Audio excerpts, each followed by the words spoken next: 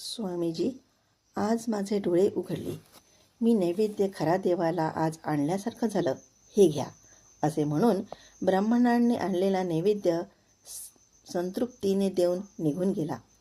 रस्त्याच्या बाजूला असलेल्या झाडाखाली बसून तो नैवेद्य तिघांनी घेतला. जडीस्वामी खाऊन तृप्त झाले. सिद्धांच्या वस्त्राने तोंड पुसले. सिद्ध वाकून जडीस्वामीच्या झोळीतले पैसे काढून ढोल विकणाऱ्याला देऊन, या पैशातून तुझ्या बायका मुलांना कपडे, खायला काहीतरी घेऊन जा. उरलेल्या पैशात एक दुकान काढून ढोल तयार करून विक. कधीही दारू पिऊ नकोस. महाबळेश्वराला रोज आठव. सात्विक जीवन जग, असा मनपूर्वक आशीर्वाद दिला. आपल्या जीवनात पाहिले नाही एवढे पैसे पाहून ढोलवाल्याचा आनंद आणि आश्चर्य यांनी डोळे भरून आले. महात्माचे सान्निध्य, आशीर्वाद घेऊन त्याचं हृदय भरून आलं. महात्मा दिव्य उन्मत्ततेमध्ये राहिले तरी त्यांच्या बोलण्यात तत्वरहस्य भरून राहतं. ते सामान्यांच्या डोळ्याला निर्गतिक, मतिहीन, पण ज्ञानीच्या दृष्टीला स्थितिवंत आणि मतिवंत असे दिसत असतात. सिद्धाडू तत्वबोधावतारी म्हणून त्यांचं चालणं, बोलणं, दृष्टी पाहणं, स्पर्श, भूक, उपवास, उन्मत्तचर्या सगळ्यांनाच ती तत्वरसवाहिनी भरून वाहत होती.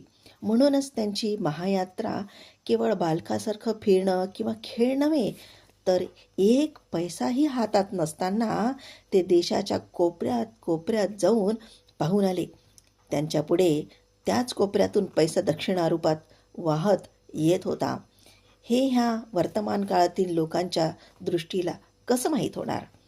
कोपमंडूकासारखं त्यातच आनंद मिळवण्यापेक्षा ब्रह्मांडाच्या त्या निजसुखाच्या सागरात बुडून बाहेर येणं तेवढंच हितकारक. अशा सिद्धांनी त्या निजसुखाची गोडी प्रत्येकाला त्याच्या त्याच्या पात्रात पडेल एवढं टाकलं. ते सगळे तो आनंद घेऊन त्या आनंदाचा गोडवा घ्यावा. ते दोघे बैरागी नागतीर्थात 4 दिवस मिळूनच राहिले. सिद्ध उत्तरेकडे आणि जडीस्वामी दक्षिण दिशेला गेले. ठीक, चला, पुन्हा भेट होईल, जडीस्वामी म्हणाले. हो, मी तेच सांगावं म्हटलं.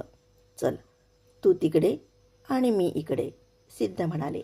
दोघेही आपापल्या मार्गाने निघून गेले. स्नेहाचं बंधन नाही, अनिर्बंध संचारी होऊन ते लोकांच्या हाकेला धावून गेले. अरण्य, पर्वत, पहाड, ओढा, नदी पार करत